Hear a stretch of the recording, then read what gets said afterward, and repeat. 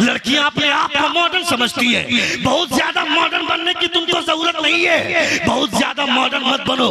Allahabad university से graduation complete करने वाली खातून बोलती है कि I have completed my graduation from the university of Allahabad. I am aware of the modernization of the women, but I have not forget my custom, my culture, my system, my tradition and my values, and most of all I never ever forget that I am Indian Muslim women. वो बोलती है कि मैं दुनिया की आजादी को जानती हूँ, औरतों की आजादी को महसूस करती हूँ। इलाहाबाद से यूनिवर्सिटी से ग्रेजुएशन कंप्लीट की, मगर दुनिया में जो आजादी का माहौल है, इस आजादी के माहौल में रहने के बावजूद मैं अपना कल्चर नहीं भूलती, मैं अपना सिस्टम नहीं भूलती, मैं अपनी तहजीब नहीं भूलती। औरत चाहे जितनी भी मॉडर्न हो जाए, औरत औरत ही रहेगी, औरत ही रहेगी। वो किसी मर्द को ब्याह कर नहीं लाएगी, उसे भी कोई ना कोई मर्द ब्याह कर लेकर के जाएगा। उसके चाहे जितनी भी मॉडर्न हो जाए, उसके कपड़ों की वजह से उसके जिस्म की बनावट नहीं बदलेगी, उसके जिस्म की हैयत नहीं बदलेगी, वो औरत ही रहेगी। जितना भी मॉडर्न हो जाए, ये दुनिया वाले तुम्हें आजादी के नाम पर अपनी शहवत का खिलौना, ख्वाहिशात नफसानी मिटाने का जरिया तो समझ सकते हैं, मगर दुनिया में इज्जत आज भी उसी औरत की होती है जिसकी आंख में हया होती है, जिसकी आंख में लाज होती है, जिसके अंदर शर्म होती है, जिसके अंदर गैरत होती है। और हयादारी का मुकम्मल नमूना देखना हो तो किसी और को मत देखो, मुस्तफा की बेटी फातिमा को देखो। नारे तकबीर, नारे रिसालत, जश्न दस्तारबंदी, नारे तकबीर। मुख्तदर वज़ी वक़ार उलमाए मिल्लत इस्लामिया, हाज़रीन मजलिस, पर्दा नशीन ख़वातीन इस्लाम, honorable respected scholars of Islam, dear audience and my lovely brothers of Islam, Assalamu alaikum wa rahmatullahi ta'ala wa barakatuh. Alhamdulillah, alhamdulillahi rabbil alameen, wal aqibatu lil muttaqeen, wassalatu wassalamu ala sayyidil mursaleen wa ala alihi wa sahbihi ajma'in, amma ba'd. فأعوذ بالله من الشيطان الرجيم، بسم الله الرحمن الرحيم.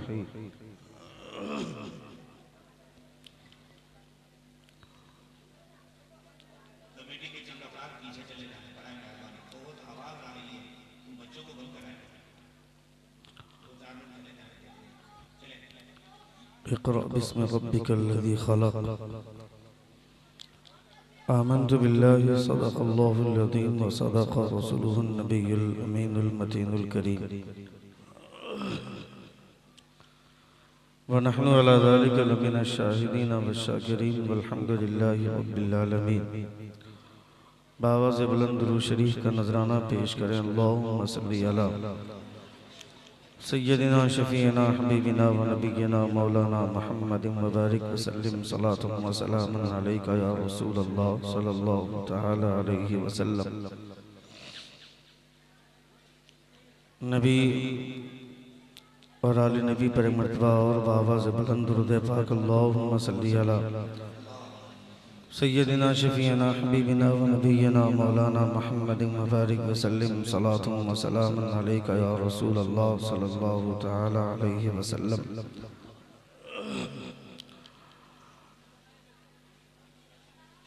बड़ी खूबसूरत महफिल, बड़ा शानदार decoration,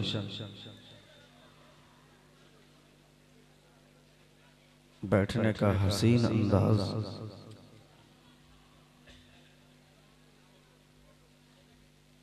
काबिल मुबारकबाद है। अल्लाह रब्बुल इज़्ज़त का लाख लाख शुक्र एहसान है कि हम और आप इस वक्त रसूल दी वक़ार सल्लल्लाहु तआला अलैहि वसल्लम की महफिल में हाजिर हैं। अल्लाह रब्बुल इज़्ज़त हम तमामों की हाज़िरी को कबूल फरमाए।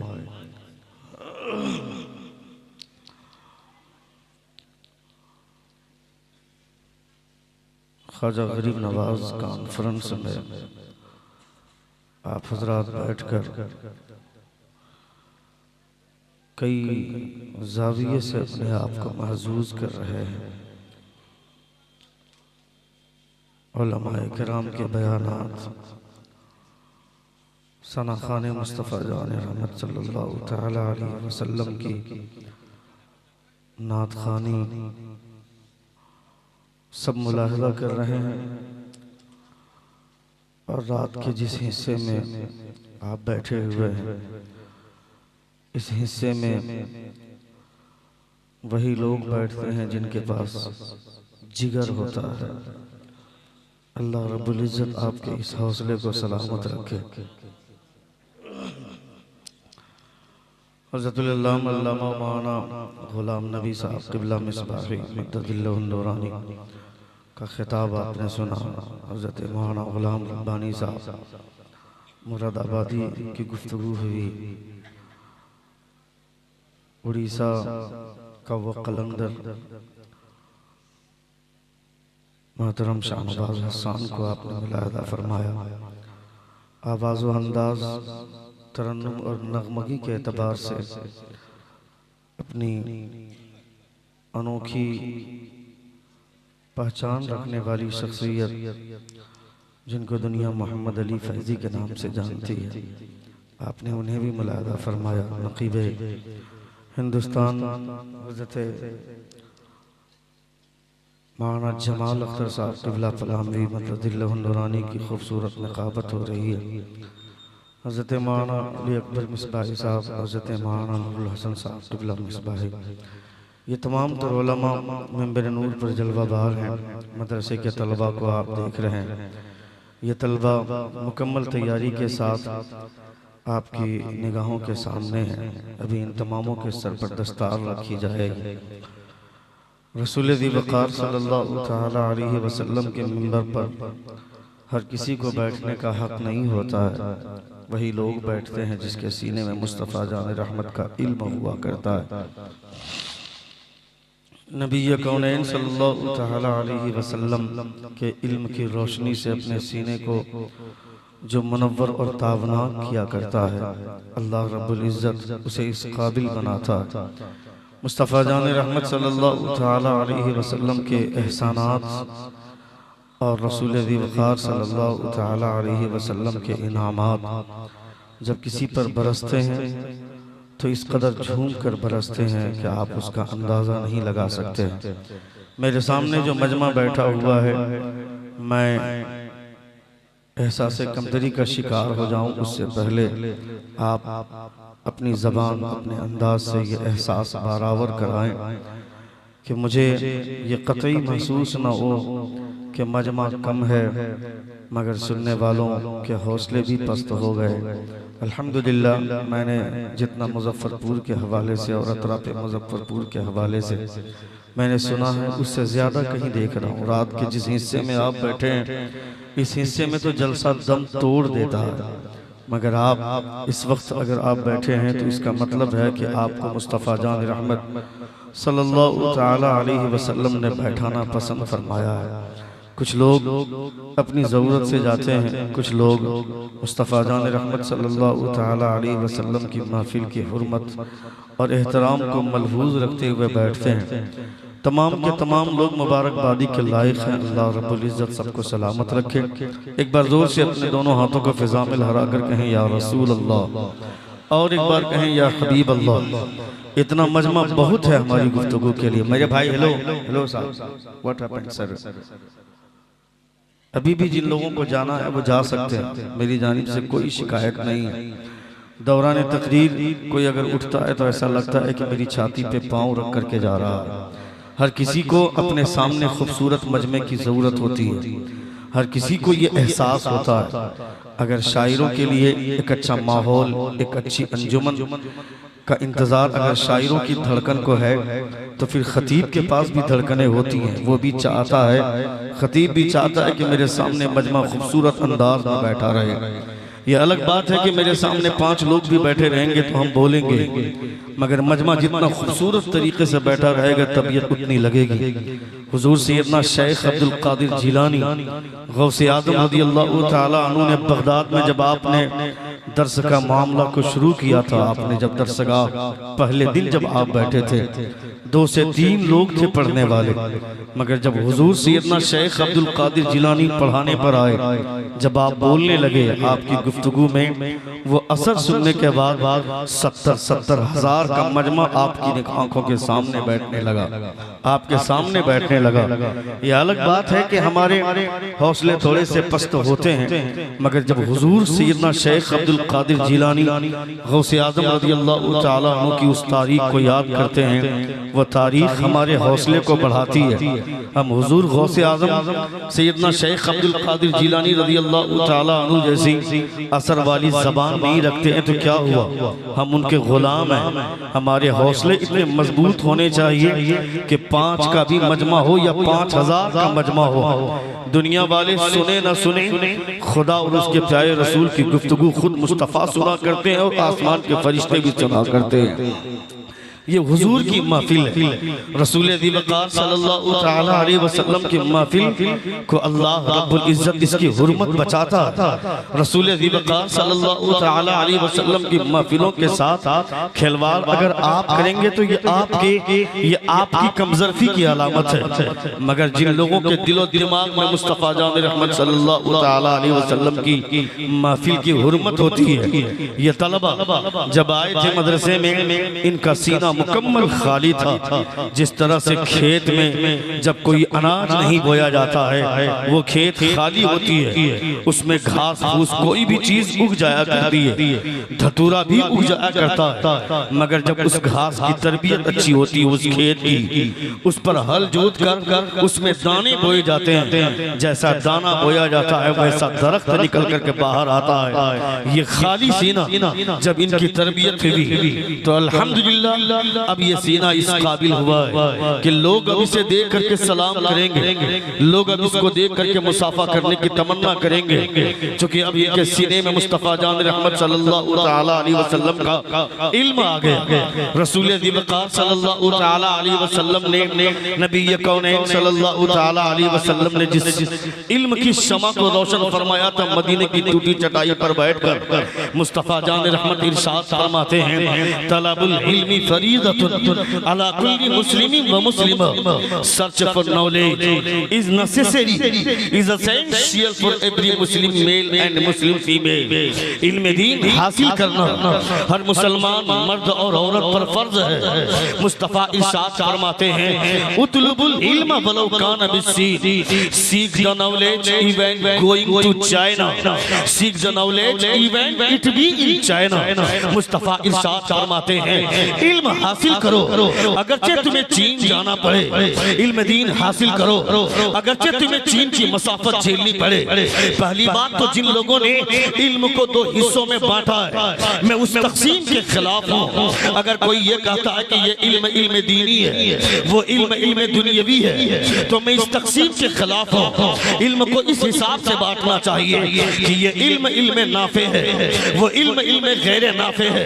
अगर कोई डॉक्टर हॉस्पिटल चलाता है, क्लिनिक चलाता है और रोजाना किसी 5 गरीब का इलाज करता है फ्री ऑफ कॉस्ट, बगैर किसी फीस लिए हुए किसी 5 पेशेंट को देखता है, तो फिर उसका ये इल्म हासिल करना इल्म नाफे हुआ। अगर कोई इंजीनियर किसी मकान का नक्शा बनाता है, अगर वो 5 किसी गरीब आदमी का मकान का नक्शा बनाया या किसी मस्जिद के मकान का नक्शा बनाया, इस ख्याल में कि ये गरीब आदमी है, ये पैसा नहीं दे पाएगा, ये मस्जिद का नक्शा है, इससे पैसे नहीं लेंगे, तो फिर उसका ये इंजीनियर बनना, उसका ये इल्म नाफे है। और अगर कोई कुरान पढ़ता है, कुरान को अपने सीने में सजाता है और सिर्फ ख्याल ये रखता है कि इस कुरान की आयतों को बेचकर लोगों से पैसे कमाएंगे, तो ये इल्म नाफे नहीं, ये इल्म गैर नाफे है, ये इल्म गैर नाफे है।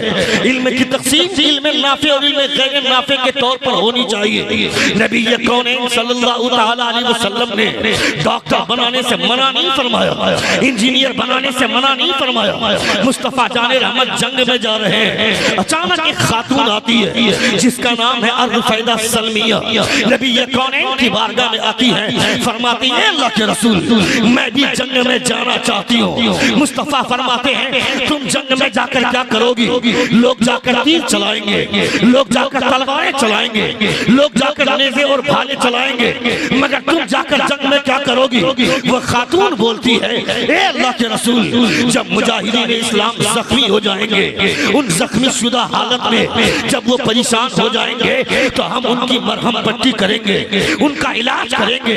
मुस्तफा जाने रहमत फरमाते हैं तुम अकेली मत जाओ, तुम अपने साथ और भी दिगर खवातीन को साथ में लेकर के जाना और जाकर के मुजाहिदीन की मरहम पट्टी करना। इससे क्या मतलब होता है? नबी कौनैन ने ये तालीमात दी, मुस्तफा जाने रहमत ने यह तालीम दी कि अपनी बच्चियों को भी डॉक्टर बनाना चाहिए, अपनी बच्चियों को भी इंजीनियर बनाना चाहिए, मगर उसके दिमाग में इंजीनियर की कमाई, इंजीनियर बन जाने के बाद जो पैसे का नशा सवार है, इस नशे को उतारना बाप की जिम्मेदारी है। डॉक्टर बनने के बाद जो पैसे का नशा सवार है, इस नशे को उतारना उसके बाप की जिम्मेदारी है। अगर तुम्हारे समाज में कोई डॉक्टर बनता है, इंजीनियर बनता है, प्रोफेसर बनता है, लेक्चरर बनता है, तो अपने आप में बहुत ज्यादा मोच में घी लगाकर चलने की जरूरत नहीं है और मौलवियों को हिकारत की निगाह से देखने की जरूरत नहीं है। मुस्तफा जाने रहमत से पूछते हैं ए मुस्तफा ये डॉक्टर है, अपने आप को बेहतर बोलता है, ये इंजीनियर है, अपने आप को बेहतर बोलता है, ये प्रोफेसर है, अपने आप को बेहतर बोलता है, ए मुस्तफा बेहतर है कौन? तो मेरे पैगंबर इरशाद फरमाते हैं अगर ये जानना चाहते हो कौन बेहतर है तो सुनो, मुस्तफा इरशाद फरमाते हैं खैरुकुम मन तअल्लमल कुरान व अल्लमहु, तुम में वो बेहतर है जो कुरान पढ़ना जानता है और कुरान पढ़कर कुरान पढ़ाना जानता है। नारे तकबीर, नारे रिसालत। इसको थोड़ा सा कम कर दें। इक़रा बिस्मि रब्बिकल लज़ी खलक़, read the name of your sustainer who created the woman being from the blood clot. पढ़ो अपने रब के नाम से जिसने खून के लोथरे से तुम्हें पैदा फरमाया। ये अल्लाह रब्बुल इज्जत ने कुरान मुक़द्दस की सबसे पहली वही में हमारे ज़मीर को झंझोड़ने की कोशिश की। दुनियाए अल्लाह रब्बुल इज्जत ने दुनियाए तमाम दुनिया के तमाम इंसानों को के ज़मीर को झंझोड़ा कि तुम्हें पढ़ना चाहिए। आज जो सीना इल्म से खाली हो जाता है उसके दिमाग में फतूर आते हैं, उसके दिमाग में कुदरतें आती हैं, उसके दिमाग में शैतान अपना मस्कन बनाता है, वो शैतान का अड्डा बन जाता है, शैतान की करारगाह वो दिमाग बन जाता है। अपने दिमाग को खाली नहीं रखना चाहिए। अभी आ रहे थे रास्ते में मुजफ्फरपुर से यहाँ आ रहे थे, मौलाना जमाल अख्तर पलामी साहब, मौलाना मोहम्मद अली फैजी साहब, शाहनवाज हसन साहब, हम सारे लोग आ रहे थे। एक मुसलमान की शादी में हमने देखा मुसलमान के तमाम नौजवान वो बारात जा रही है और डीजे लगाकर इस तरह डांस कर रहे हैं जैसा कोई हिंदू नहीं नाचता होगा, कोई ब्राह्मण की औलाद नहीं नाचती होगी, कोई राजपूत इस तरह नहीं नाचता होगा। जैसे नाच रहे थे वो कलमा पढ़ने वाले, मुस्तफा जाने रहमत के नाम लेने वाले, उसमें कुछ टोपी पहने हुए लोग भी तमाशा कर रहे थे। मैं कहता है जालिम तुम्हारे सीने में, तुम्हारे दिमाग में मुस्तफ़ा जान रहमत सल्लल्लाहु अलैहि वसल्लम की तालीमात नहीं है, नबी ये कौनैन की तालीमात से अपने सीने को भी खाली रखा, अपने दिमाग को भी खाली रखा। ये शादी मुस्तफ़ा जान रहमत सल्लल्लाहु अलैहि वसल्लम के किसी सुन्नत है, निकाह करना हुजूर की सुन्नत है, मगर हुजूर की सुन्नतों के साथ जो तुमने खिलवाड़ करना शुरू किया है, डीजे लगाकर नाचना, अपने नौजवान बच्चों को नचाना, और तमाम औरतें खड़ी होकर के वो ड्रामा देख रही है, वो तमाशा देख रही है, किसी को एहसास तक नहीं है। जब ऐसे दूल्हे के बाप से कहा जाता है कि क्यों डीजे ला रहे हो, तो वो बेवकूफ आदमी बोलता है कि मौलाना साहब मैंने अपने बेटे को मना कर दिया था कि डीजे नहीं लाना है, मगर उसके 5-10 दोस्त आ गए और उसके दोस्त आकर कहने लगे चाचा जान परेशान मत होइए, डीजे का पैसा आपको नहीं लगेगा, 5-5 हजार रुपया हम लोग मिला रहे हैं और हम लोग पैसे मिला करके डीजे ले आएंगे, इसलिए आपको पैसा नहीं लगेगा, आप परेशान मत होइए। मौलाना साहब मैंने अपने साफ तौर पर मना कर दिया था, मगर उसके दोस्तों ने पैसा उठा करके डीजे का इंतजाम किया है, तो आप क्या करेंगे? मैं कहता हूँ बेवकूफ आदमी, तुम्हें अपने एहसास को जिंदा करना चाहिए था, तुम्हें अपने ज़मीर के ऊपर अपने ज़मीर पर हाथ रखकर सोचना चाहिए था, तुम्हें तो उस लौंडे को जवाब देना चाहिए था, बेटा मेरा है, उसकी शादी है, हुकूमत तुम करोगे, हुकूमत तेरी होगी। तुम ये बोलते हो शादी रोज रोज नहीं होती है, जिंदगी में एक बार होती है, इसको हल्के तरीके से नहीं, इसको धूमधाम से करवानी चाहिए। मैं कहता हाँ, शादी धूमधाम से होनी चाहिए, मगर ऐसी धूम नहीं कि फरिश्ते लानत भेजे, ऐसी धूम नहीं कि खुदा नाराज हो जाए, ऐसी धूम नहीं कि मुस्तफा नाराज हो जाए। शादी इतनी धूम से हो कि निकाह जमीन पर पढ़ाया जाए और आसमान के फरिश्ते उस निकाह का चर्चा करें। नारे तकबीर, नारे रिसालत, पैगाम मुस्तफा। सुन रहे हैं आप? सुन रहे हैं? कितने लोग सुन रहे? जरा हाथ उठाकर कहें या रसूल अल्लाह, और एक बार कहें या हबीब अल्लाह। रसूल दी वक़ार सल्लल्लाहु तआला अलैहि वसल्लम की तालीमात के साथ खिलवाड़ मुसलमान करता है। मुस्तफ़ा जान रहमत सल्लल्लाहु तआला अलैहि वसल्लम के फरमुदात के खिलाफ मुसलमान जाता है, और मुसलमान ये सोचता है कि मुंह खोले रहे अपने घर में, आसमान से खुदा रसूलुल्लाह बरसाए, सीधे मेरे मुंह पर गिरना चाहिए। तुम दर की ठोकरें नहीं खाओगे, दर के ठोकरें तुम नहीं खाओगे, जलील और रुस्वा तुम नहीं होगे, तो कौन जलील होगा, कौन रुस्वा होगा? इसके बारे में कभी आपने सोचा? जिन लोगों को हमने बोलना सिखाया, जिन लोगों को हमने चलना सिखाया, कल तलक हिंदुस्तान की हालत कैसी थी दुनिया जानती है। इब्ने बतूता जब हिंदुस्तान में आया था तो वो एक औरत की चीख सुनकर के बेहोश हो गया था, एक औरत की चीख सुनकर बेहोश हो गया। होश में आने के बाद लोगों ने पूछा इब्ने बतूता से, वो तारीख का एक बहुत बड़ा मुअर्रिख इब्ने बतूता से लोगों ने पूछा बेहोशी की वजह क्या है, क्यों बेहोश हुए थे? इब्ने बतूता बोलता है एक आदमी मर गया, उसकी बीवी का कसूर क्या था? वो आदमी मर गया, तो 4 औरतें आकर के मिल करके उसे समझा रही हैं कि तुम्हें अगर अपने शौहर के साथ वफादारी को सबूत देना है तो जिस चिता पर तुम्हारा शौहर लेटा हुआ है, तुम्हारे शौहर की लाश रखी हुई है, उसी चिता पर तुमको जाकर लेट जाना चाहिए। वो औरत जिंदा जाकर उस चिते पर जाकर लेट जाती थी। मर्द चला गया दुनिया से, उसकी बीवी का कसूर क्या था? अल्लाह सलामत रखे गरीब नवाज के उस मजार को, अजमेर शरीफ की उस दरगाह को हजरत ख्वाजा गरीब नवाज जब मदीने से नबी कौनैन की तालीमात की खुशबू लेकर के आए तो मुस्तफ़ा जान रहमत की तालीमात को आम किया ख्वाजा गरीब नवाज ने। हुजूर ख्वाजा गरीब नवाज फरमाते हैं जितना मर्द को अपनी जिंदगी जीने का हक है उतने ही हक है उस औरत को भी। मर्द अगर दुनिया से चला गया तो उस औरत का इसमें कोई हाथ नहीं है, औरत का कोई कसूर नहीं है। अल्लाह फरमाता है अगर सवाल करते हैं लोग रूह के बारे में तो ये कह दो कि अल्लाह रब्बुल इज्जत का हुक्म है। जब तक अल्लाह रब्बुल इज्जत का हुक्म होता है ये रूह बॉडी में रहती है, जब अल्लाह का हुक्म होता है ये रूह बॉडी से निकल जाती है। मुस्तफ़ा जान रहमत की तालीमात को ख्वाजा गरीब नवाज ने आम किया। नबी कौनैन सल्लल्लाहु अलैहि वसल्लम की तालीमात को गरीब नवाज ने आम किया। मुसलमानों के आवारा जिन मुसलमानों के आवारा छोकरे शादी ब्याह के मौके से डांस करते हैं, ड्रामा बाजी करते हैं और इस तरह का तूफान मचाते हैं। मैं कहता हूँ दुनिया में हर आदमी को एहसास हो गया, एक हिंदू को एहसास हो गया कि मैं हिंदू हूँ, एक क्रिश्चियन को क्रिश्चियन होने का एहसास हो गया, सिख को सिख होने का एहसास हो गया। मगर मुसलमानों के आवारा बच्चे पबजी और फ्री फायर जैसे गेम में लगे हुए हैं। हमारा बच्चा व्हाट्सएप चलाएगा, हमारा बच्चा ट्विटर चलाएगा, हमारा बच्चा सोशल मीडिया में अपने आप को एक्टिव रखेगा। चड्डी पहन कर नहाते हुए सेल्फी लिया, फेसबुक में पोस्ट कर दिया। होटल में नाश्ता कर रहा है, नाश्ता करते करते सेल्फी लिया, फेसबुक में पोस्ट कर दिया। इसीलिए दुनिया में आए थे क्या? अल्लाह रब्बुल इज्जत ने इसीलिए पैदा किया था क्या? तुमको कभी एहसास नहीं होता है खुदा ने तुमको पैदा क्यों किया? अगर माइक्रोफोन में बोला जाता है, अगर आदमी स्पीकर के सामने मुंह फाड़ कर बोलेगा, लोग कहेंगे मौलाना तुमको बोलने की समझ में नहीं आती है, तुमको बात समझ में नहीं आती है। बोलने के लिए माइक्रोफोन है, उसकी आवाज उस आवाज को स्पीकर तक पहुंचाने के लिए एम्पलीफायर की मशीन है। हर किसी को बनाया गया अलग अलग मकसद से। कप में चाय पीते हैं लोग, अगर कप में आदमी पानी पिएगा, गिलास में पानी पीता है, अगर गिलास में आदमी चाय पीने लगेगा। प्लेट बनाई गई है ताकि उसमें खाना खाए, अगर प्लेट में चाय पीने लगेगा। आदमी ने टोपी बनाया ताकि उससे सर पे पानी जाए, मगर टोपी आदमी पाँव में रखेगा।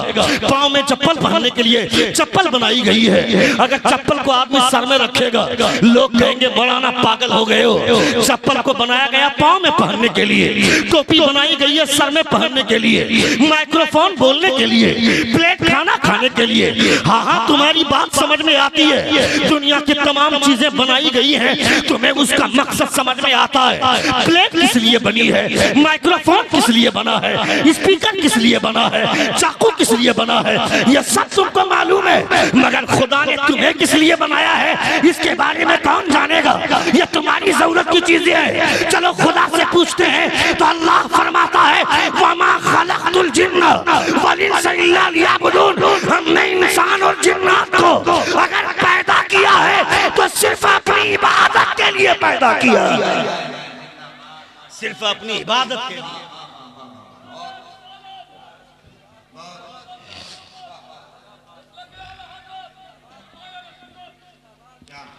वमा खलक़तुल जिन्ना वल इंसा इल्ला लियअबुदून। हमने जिन्नात और इंसान को पैदा किया है तो सिर्फ इबादत के लिए। अल्लाह रब्बुल इज्जत इरशाद फरमाता है वलक़द ज़रअना लिजहन्नम कसीरम मिनल जिन्नि वल इंस लहुम क़ुलूबुन ला यफ़क़हून बिहा व लहुम अयुनुन ला युबसिरून बिहा व लहुम आज़ानुन ला यस्मऊन बिहा उलाइका कल अनआम। अल्लाह फरमाता है many human being and jinn we have created will go to the hill.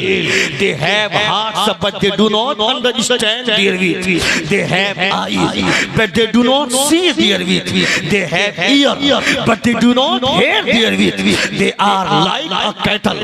अगर मैं तुम्हें बेवकूफ कहता हूँ तो तुमको लगता है कि मौलाना की जबान खराब है। अगर मैं तुम्हें जालिम कहता हूँ तुमको लगता है कि मौलाना की जबान खराब है। चाय की दुकान पर बोलोगे मौलाना को बोलने की तमीज नहीं है। मगर खुदा ने ऐसे लोगों को जो अपने दिल का सही इस्तेमाल नहीं करता है, जो अपने कान का सही इस्तेमाल नहीं करता है, जो अपनी आंख का सही इस्तेमाल नहीं करता है, खुदा ने ऐसे लोगों को जानवर कहा है। They are like a cattle. वो लोग जानवर की तरह हैं। अगर तुम्हें अपनी पैदाइश का मकसद समझ में नहीं आता है, अगर तुम्हें अपनी पैदाइश का मकसद समझ में नहीं आता है, इसका मतलब है कि तुमने अपनी जिंदगी में कभी गौर व फिक्र ही नहीं किया है, कभी तुमने एहसास ही नहीं किया है। नबी कौनैन सल्लल्लाहु तआला अलैहि वसल्लम की तालीमात सुन रहे हैं आप? सुन रहे हैं? कितने लोग सुन रहे? जरा हाथ उठाकर कहें या रसूल अल्लाह, और एक बार कहें या हबीब अल्लाह। अल्लाह रब्बुल इज्जत का लाख लाख शुक्र एहसान है। ये मदरसे की दस्तार बंदी का जलसा है। इस दस्तार बंदी के जलसे में इतनी धूमधाम मनाने से इस जलसे को करने की क्या जरूरत है? क्या जरूरत है इतने खूबसूरत तरीके से डेकोरेशन करने की? क्या जरूरत है इतने शानदार तरीके से सजाने की?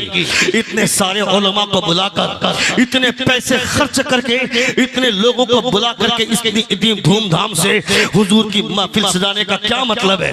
4 लोगों को बुलाकर भी अगर इन लोगों के सर पे दस्तार दे दी जाती तो इन लोगों का इल्म नहीं घटता। इन बच्चों का इतनी धूमधाम से जलसा करने के पीछे जो मकसद है, जो राज है, इसके पीछे जो हिकमत है।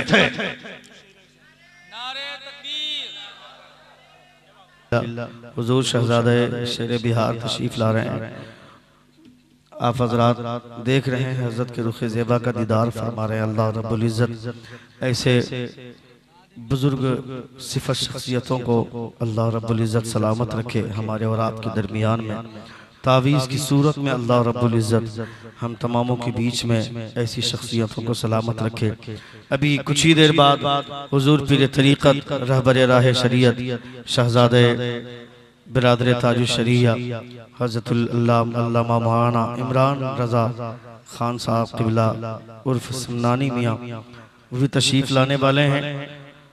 खबर मिली कि हज़रत किसी अलग रास्ते की तरफ चले गए थे, चूँकि नया ड्राइवर, नई मालूमात।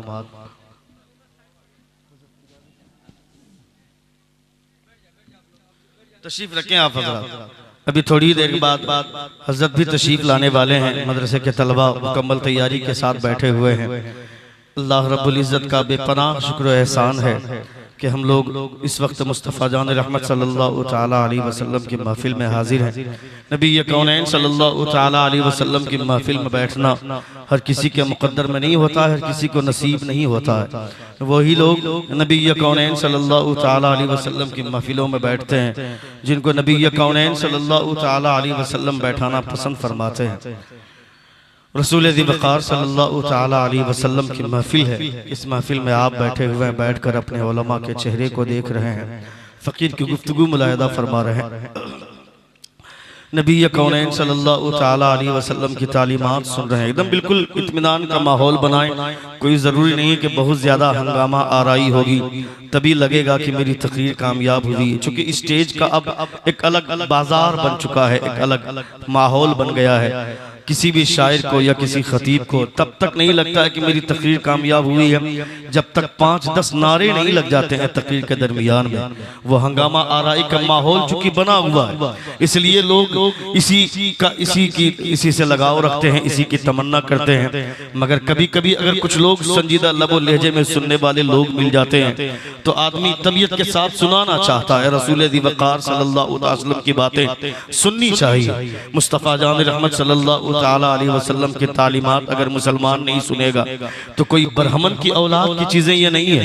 नबी कौनैन पूरी दुनिया के लिए पैगंबर बनकर के आए। अल्लाह फरमाता है कुल या अय्युहन नासु इन्नी रसूलुल्लाहि इलैकुम जमीआ, पूरी कायनात के लिए अल्लाह के महबूब नबी बनकर के आए। मगर अल्लाह रब्बुल इज़्ज़त का शुक्र है कि आपका शुमार उम्मत इजाबत में होता है। आपने हुजूर सल्लल्लाहु ताला अलैहि वसल्लम के कलमे का इकरार फरमाया, आपने नबी कौनैन सल्लल्लाहु ताला अलैहि वसल्लम का दामन थामा, रसूल ज़िबकार सल्लल्लाहु ताला अलैहि वसल्लम का एहसान।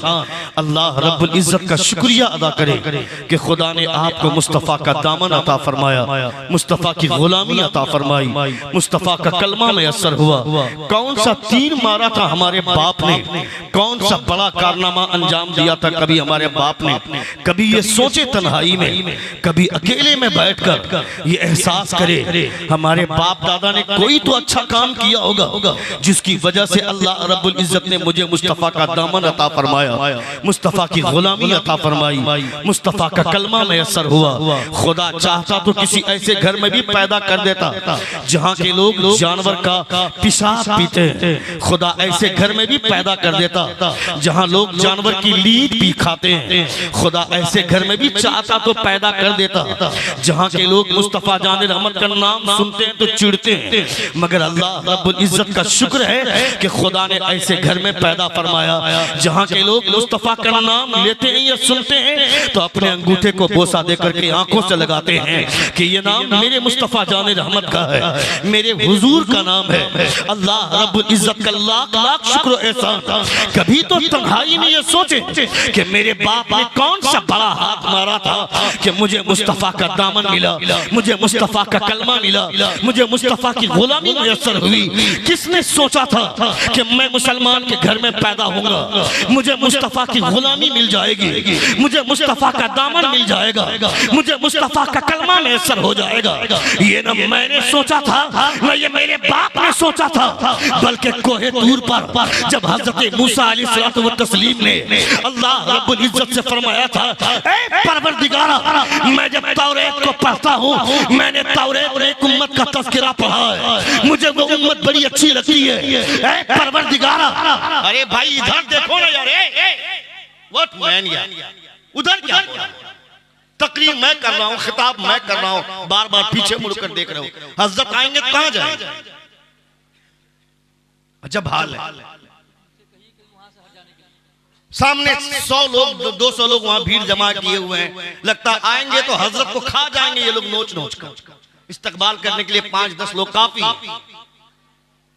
जलसे ऐसे ही खराब नहीं होते। जो हजरात रोड पर खड़े हैं, अगर वो यहीं आकर बैठेंगे तो सामने से दिखा होगा। आप जलसे में बदली पैदा मत कीजिए, बड़ी मुश्किलों से जलसा सजता है। आकर बैठ जाएंगे, इशारा हो रहा है तो बैठना चाहिए। अच्छा, कुछ लोग इतने VIP होते हैं, बोला तुमको बोलना है बोल, हमको जो काम करना है हम करेंगे। जेंटलमैन सब बन जाते हैं। नबी के जलसों में 15-20 नहीं 50-100 लोग बैच लगाकर अपने आप को 30 मार खां समझते हैं। मैं कमेटी का आदमी हूँ, मैं रजा खान हूँ, मैं रजाकार हूँ। क्या कमेटी के लोगों को खिताब सुनने की जरूरत नहीं है क्या? रजाकारों को तकरीर नहीं सुननी चाहिए क्या? उन्हें भी खिताब सुनने की जरूरत है। हर आदमी को खिताब सुनना चाहिए।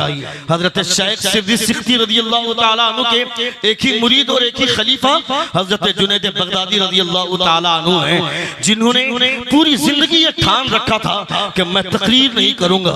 रिश्ते में भांजा लगते हैं हजरत जुनैद बगदादी हजरत शेख सिद्दी सिख्ती के, तकरीर नहीं करना चाहते थे। हजरत जुनैद बगदादी से बार बार बोलते हैं तकरीर करो बेटा। हजरत जुनैद बगदादी फरमाते तकरीर नहीं करूंगा, मैं तकरीर नहीं करना चाहता। हजरत जुनैद बगदादी रज़ियल्लाहु ताला अन्हु रात में सोए थे, आंख सोई मगर मुकद्दर जागा, मुस्तफा ख्वाब में तशरीफ लाए। जोर से बोले, हुजूर ख्वाब में तशरीफ लाए। नबी ये कौनैन की तशरीफ आवरी हुई, जिसके ख्वाब में हुजूर आ जाए, जिसके ख्वाब में मुस्तफा जाने रहमत की जलवागरी हो जाए। जो आदमी ख्वाब में मुस्तफा को देख लेता हो, फिर उसकी नींद की मेराज हो गई, उसकी किस्मत की मेराज हो गई। हजरत जुनैद बगदादी ख्वाब में मुस्तफा को देखते हैं। मुस्तफा फरमाते जुनैद तकरीर करना, तकरीर क्यों नहीं करते हो? खिताब करना, खिताब से मेरी कौम की इस्लाह होती है। जोर से बोलिएगा, खिताब से मेरी कौम की इस्लाह होती है। शोरा आएंगे 200 अशार पढ़ देंगे, 500 अशार पढ़ देंगे। तुमको सुबह अगर पूछेंगे एक शेर सुना दो तो नानी मर जाएगी, एक शेर नहीं सुना पाओगे। मगर खतीब के खिताब के 1 घंटे की गुफ्तगू आपने सुन ली तो पूरी जिंदगी जितनी बातें तुमने सुनी है वो तमाम बातें तुमको याद रहेंगी। ये खिताब का फायदा है, ये तकरीर सुनने का फायदा है। मेरा मकसद ये नहीं है कि नात शरीफ न सुनो, नात शरीफ तो सुनना चाहिए, मगर नात शरीफ सुनकर तकरीर भी हम ही सुनेंगे। अगर मैं नात सुनूंगा तो तकरीर मेरा बाप सुनने नहीं आएगा। ये भी मेरी जरूरत की चीजें हैं, इसे भी हम ही सुनेंगे। जहां नात पढ़कर तुम्हारे अंदर दीवानगी लाई जाती है, वहीं तकरीर के जरिए तुम्हें होश में लाया जाता है, तुम्हें चलने फिरने का ढंग सिखाया जाता है, तुम्हें बोलने का सलीका सिखाया जाता है, तुम्हें बोलने का सलीका सिखाया जाता है, अपनी जिंदगी के तमाम मामला कैसे हल करने हैं इसका हुनर सिखाया जाता है, इसका गुण सिखाया जाता है। ये तमाम चीजें तेरे लिए जरूरी है। हजरत शेख सिद्दी सिख्ती के मुरीद और खलीफा हजरत जुनैद बगदादी रात को सोए, मुस्तफा ख्वाब में तशरीफ लाए। नबी ये कौनैन फरमाते जुनैद तकरीर करना, इससे मेरी कौम की इस्लाह होती है। आंख खुली, नमाज पढ़ने के लिए मस्जिद में तशरीफ ला रहे हैं, नमाज पढ़ रहे हैं। नमाज पढ़ते पढ़ते दिल में ख्याल पैदा हुआ कि आज मैंने हुजूर को देख लिया, मैंने जिस पीर का दामन थामा है वो पीर पता नहीं मुस्तफा को देखे होंगे कि नहीं देखे होंगे, कोई गारंटी नहीं है, मगर मैंने आज हुजूर को देखा है। नमाज हजरत शेख सिद्दी सिख्ती पढ़ा रहे हैं। नमाज जैसे ही मुकम्मल हुई हजरत शेख सिद्दी सिख्ती पीछे पलटते हैं, फरमाते जुनैद करीब आ। जुनैद करीब गए, कहा जुनैद और करीब आ, जुनैद और करीब गए, कहा जुनैद और करीब आ। बिल्कुल अपने करीब किया। हजरत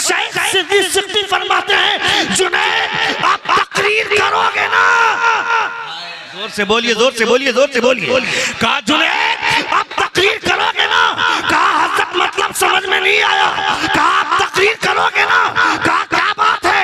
हजरत शेख सिद्दी सिक्ती फरमाते हैं कल ख्वाब में मैंने अपने रब का दीदार किया और मैंने खुदा से कहा परवरदिगारा मेरा एक ही मुरीद है, एक ही खलीफा है, मगर तकरीर नहीं करना चाहता है। कभी तेरे हबीब का गुजर हो तो कह दे कि मेरे मुरीद को समझाता हुआ चला जाए।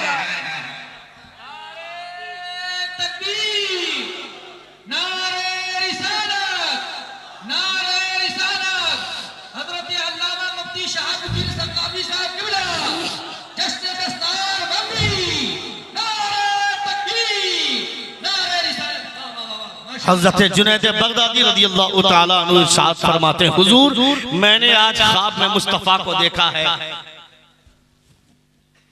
मैंने आज ख्वाब में मुस्तफ़ा जान रहमत सल्लल्लाहु अलैहि वसल्लम गुलाम नबी साहब क़िबला मिसबाही की मोहब्बतें हैं।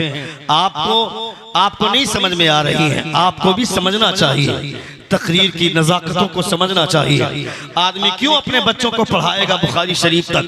आदमी क्यों अपने बच्चों को मुस्लिम शरीफ पढ़ाएगा? क्यों आदमी तिरमिज़ी पढ़ाएगा? अगर बच्चे की आवाज़ अच्छी है तो उसको नाज शरीफ पढ़ना सिखाएगा।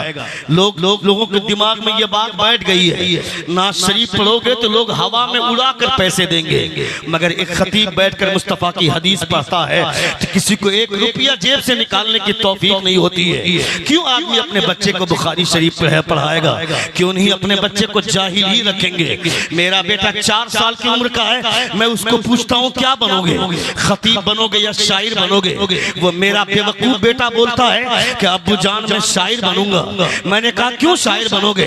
कहा आपको लोग पैसे नहीं देते हैं, आप तकरीर करते हैं, मगर जो शायर नात पढ़ता है उसको लोग पैसों से नवाजते हैं, लोग उसे पैसे देते हैं। ये खुराफात लोगों के दिमाग में किसने भर दिया? तुम जैसे लोगों ने भरा है। एक खतीब बैठ करके खिताब करता है। देखिए हुजूर शहजादे मन्नानी मियां तशरीफ ला रहे हैं, अल्लाह रब्बुल इज्जत सलामत रखे। नारे रिसालत खानदाने आला हजरत, खानवादे आला हजरत, शहजाद खाने आला हजरत, शहजादे हुजूर मन्नानी मियां क़िबला, इमरान रजा खान साहब क़िबला, मन्नानी मियां साहब क़िबला। नारे तकबीर। आने दीजिए, बाद में मुसाफा का वक्त मिलेगा, आने दीजिए, हजरत को परेशान न करें, बाद में इंशाअल्लाह मौका मिलेगा। आप मोहब्बत से अपनी अपनी कुर्सियां लेकर जिनको जो जहाँ जगह मिले बैठ जाए। बड़ी खूबसूरत और बहुत अजीम वक्त है। इस वक्त शहजादे हुजूर मन्नान रजा खान साहब क़िबला दामत बरकातुहुल आलिया की जरगागरी हो रही है। बड़ा अजीम समा है। आला हजरत के घर के आंगन का गुलाब हुजूर पीर तरीक़त अल्लामा मन्नानी मियां क़िबला में पर तशरीफ ला रहे हैं। पूरी कमेटी की तरफ से इस्तक़बाल करता हूँ। आना तेरा मुबारक, तशरीफ लाने वाले खुश हो रहे हैं सारे जलसा कराने वाले। नारे तकबीर, नारे रिसालत, खान वादे आला हजरत। माशाअल्लाह माशाअल्लाह।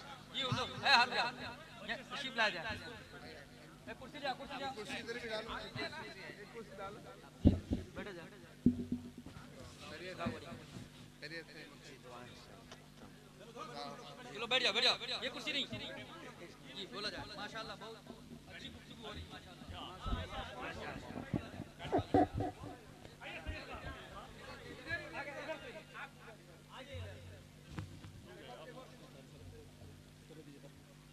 सईद साहब को भी चेयर दे दीजिए।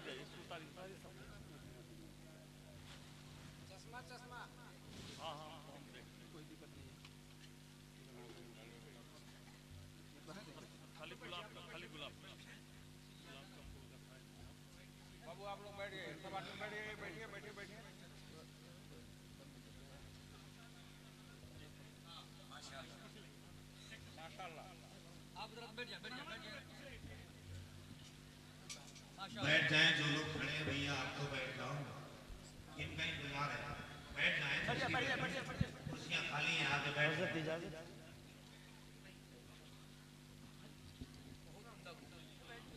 तशरीफ रखें आप हज़रात, तशरीफ रखें। जो हज़रात सामने खड़े हैं मैं उन लोगों से गुजारिश करूंगा कि आप तशरीफ रखें। अल्हम्दुलिल्लाह लायक तहसीन और काबिल मुबारकबाद हैं।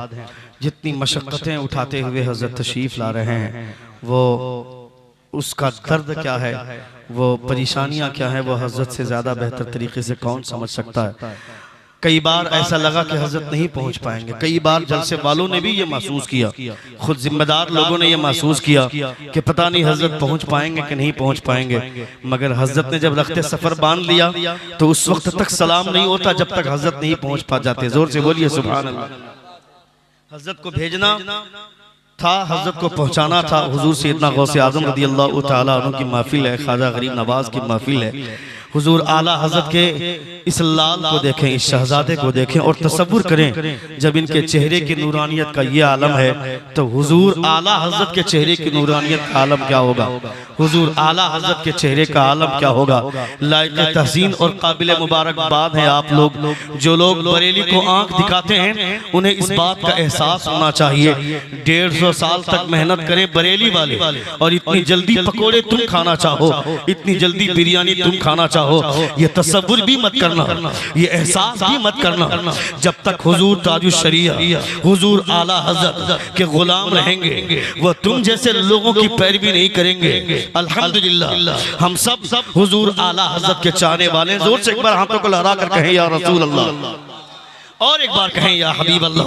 वो हुजूर आला हजरत लोग आज मजलिसी गुफ्तगू में बोला करते हैं कि हम अगर हुजूर आला हजरत को नहीं मानते हैं तो क्या बिगड़ जाता है, हुजूर आला हजरत को नहीं माने तो काफिर हो जाएंगे क्या। मैं कहता हूँ काफिर नहीं होगे, मगर तेरे अंदर की सियाही तेरी जबान पर बाहर आ रही है, समझ में आ रही है तेरी सियाही, तेरे अंदर का गुबार समझ में आता है। तुमको मालूम ही नहीं आला हजरत कौन है। एक बाप के बहुत सारे बेटे होते हैं मगर जिस बेटे पर नाज उसके बाप को होता है वो बेटा बरेली का अहमद रजा है। एक उस्ताद के बहुत सारे शागिर्द होते हैं मगर जिस शागिर्द पर उस्ताद को नाज होता है वो शागिर्द बरेली का अहमद रजा है। एक मुरीद के एक पीर के बहुत सारे मुरीदीन होते हैं मगर जिस मुरीद पर पीर को नाज होता है वो मुरीद का नाम बरेली का अहमद रजा है। तुम्हें पता ही नहीं है पीर की मुरीद तो मुरीद पीर बोलता है। अगर आज हम हुजूर आला हजरत का नाम लेते हैं तो तुम्हें कांटे की तरफ चुभता है, तुमको बुरे लगते हैं हम, मगर हुजूर आला हजरत के पीरो मुर्शिद सैयद आले रसूल मरहबी फरमाते हैं कि on the day of judgement when Allah almighty should ask from me what have you brought from earth for me I should present Ahmad Raza Khan. आप फरमाते हैं कल कयामत के मैदान में जब अल्लाह रब्बुल इज्जत मुझसे सवाल करेगा ए आले रसूल मेरे लिए दुनिया से क्या लाया है, on the day of judgement मेरे लिए क्या लाया है। मैं नमाजें हैं मेरे पास मगर पेश नहीं करूंगा, रोजे हैं मेरे पास मगर पेश नहीं करूंगा, ज़कात है मेरे पास मगर पेश नहीं करूंगा। खुदा जब सवाल करेगा तो परवरदिगार की बारगाह में अपनी नमाजों को नहीं, अपने रोजों को नहीं, मेरी जिंदगी भर की पूंजी बरेली का अहमद रजा है।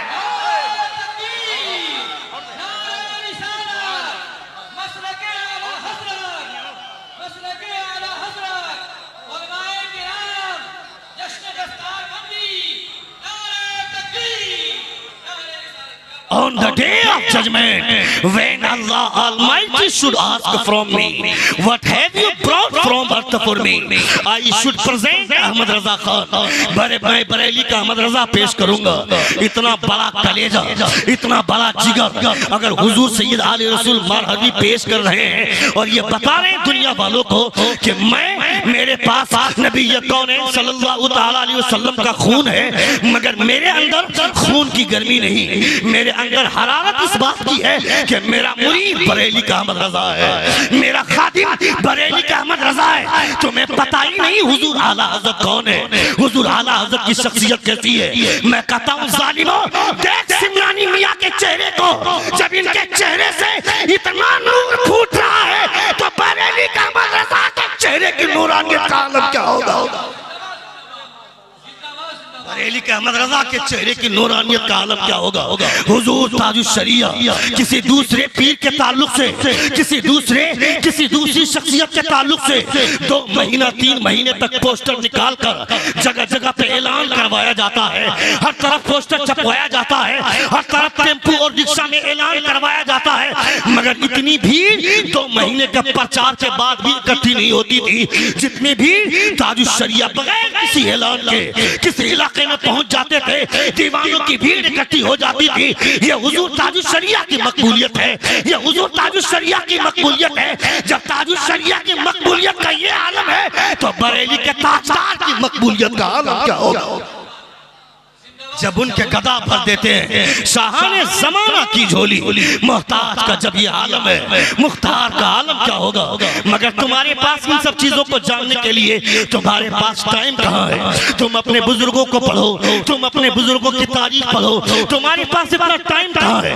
न तुम्हारे पास टाइम है, न तुम्हारे बच्चों के पास टाइम है, न तुम्हारी बीवी के पास टाइम है, न तुम्हारी बेटी के पास टाइम है। सब लोग सोशल मीडिया में लगे रहो, सब लोग फेसबुक और व्हाट्सएप और ट्विटर में लगे रहो।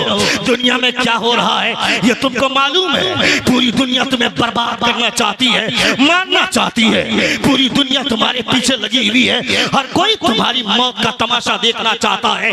कौन है जो तुम्हें जिंदा देखना चाहता है? कोई नहीं, सिर्फ वो आमना कल्लाल है।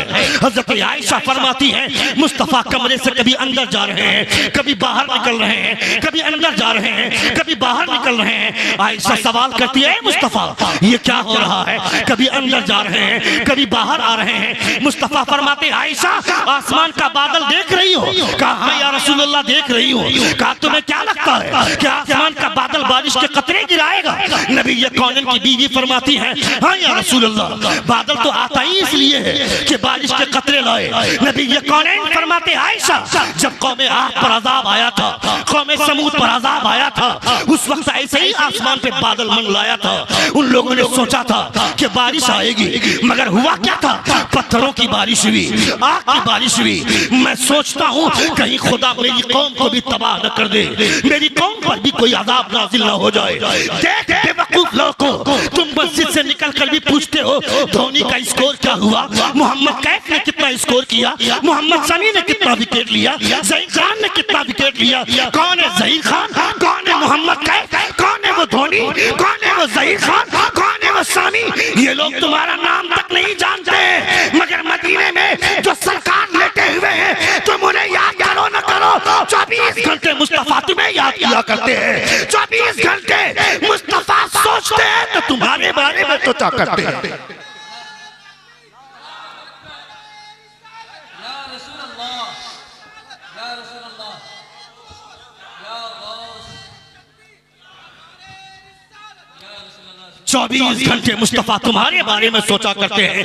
कभी तो मुस्तफा को याद करो, कभी अकेले में बैठकर नबी करीम सल्लल्लाहु ताला अलैहि वसल्लम को याद करने की कोशिश करनी चाहिए। नहीं करेंगे, तन्हाई में भी अपनी तन्हाई में भी आदमी सोशल मीडिया में लगा रहेगा। तुम अपने समाज को नहीं बदलोगे तो दुनिया में तुम तबाह होकर के रह जाओगे, बर्बाद होकर के रह जाओगे। अभी आज से 6 दिन पहले राजस्थान के एक ओयो होटल में रेड मारी गई, पुलिस ने रेड मारी तो वहां से होटल से लड़कियां निकल रही हैं। कौन लड़की? नकाब पहन कर मुसलमान की लड़कियां बाहर आ रही हैं, वो पकड़ी जा रही है। जो लड़की स्कूल जाती है पढ़ाई करने के नाम पे, जो लड़की कॉलेज जाती है पढ़ाई करने के नाम पर, जो लड़की जाकर ट्यूशन जाती है कि हमको क्लास लेना है, हमको क्लास करना है, हमको डॉक्टर बनना है, इंजीनियर बनना है। तुम बाप हो, कभी तुमको कॉलेज में जाकर देखना चाहिए था मेरी बेटी पढ़ाई करती है या किसी के गले में हाथ रख करके, किसी बॉयफ्रेंड के हाथ में हाथ दे करके कैंटीन का मजा ले रही है। ये तुम्हें जांचना चाहिए था कि नहीं? तुमको अपनी बेटी को नकाब पहनाना चाहिए था, मगर तुम्हारी बेटी बोल देती है कि मेरा दिल अच्छा तो सब कुछ अच्छा। अब्बा जान मैं नकाब नहीं पहनूंगी, नकाब पहन भी लिया, और अगर दिल में गंदगी है तो बुराई कर लूंगी, कोई नहीं जान पाएगा, और अगर दिल अच्छा है तो नकाब नहीं भी पहनूंगी तो अपने आप को बचा लूंगी। ये तकरीर सुन करके बाप खामोश हो जाता है। वो लड़की मॉडर्न तरीके से अपनी जिंदगी जीती है, बाजार चलती है तो सर पे दुपट्टा नहीं, नीम मरहना कपड़ा पहनकर वो वीडियो बनाती है, वो लड़की मॉडर्न बनती है। मैं कहता हूं हयादारी का मुकम्मल नमूना देखना हो तो फातिमा को देखो, जिन्होंने वसीयत की थी हजरत अली रज़ी अल्लाह ताला अन्हु से गुजारिश की थी कि मेरी मौत का ऐलान मदीने में न किया जाए, मैं अगर इंतकाल कर जाऊं तो रात के सन्नाटे में मुझे दफन कर दिया जाए। मेरी बेटियों को यह तहजीब कौन देगा, हमारे समाज को यह तालीमात कौन देगा? हमने अपने बच्चों को पढ़ाया भी नहीं। मेरा बेटा डॉक्टर बनेगा, मेरा बेटा इंजीनियर बनेगा, मेरा बेटा प्रोफेसर बनेगा, ये सोच करके सदर भी अपने बेटे को मदरसे में नहीं पढ़ाता है, मदरसे का सेक्रेटरी भी अपने बच्चे को मदरसे में नहीं पढ़ाता है, मदरसे का खजांची भी अपने बच्चे को मदरसे में नहीं पढ़ाता है। ये सोचता है कि मदरसे का सदर अपने बच्चे को मदरसे में नहीं पढ़ाता है, ये सोचकर कि अगर पढ़ाएंगे तो यह बच्चा सुबह से शाम तक हाथ में पारा लेकर कुरान खानी करता हुआ जगह जगह घूमेगा फिरेगा, इसकी हैसियत क्या है? मेरा बेटा डॉक्टर बनेगा, मेरा बेटा इंजीनियर बनेगा। मैं कहता हूं बेवकूफ, तेरा बेटा डॉक्टर बन जाएगा, थोड़ी तरक्की कर लेगा, टू व्हीलर ले लेगा, और थोड़ी तरक्की करेगा 4 व्हीलर कार ले लेगा, और थोड़ी तरक्की कर लेगा महंगी कार ले लेगा, BMW या मर्सिडीज कारें ले लेगा, और थोड़ी तरक्की कर लेगा बसें खरीदेगा, थोड़ी सी और तरक्की करेगा तेरा बेटा हवाई जहाज पे चलेगा। इससे ज्यादा तरक्की क्या होगी? मगर मदरसे में पढ़ने वाला कोई तालिबे इल्म जब चलता है तो हवाई जहाज पर नहीं, बुलबुले सिदरा अपने पैरों को बिछा दिया करते हैं। मदरसे के तलबा हवाई जहाज पर पाँव नहीं रखते, मगर बुलबुले सिदरा के पैरों पर पाँव रखकर चला करते हैं।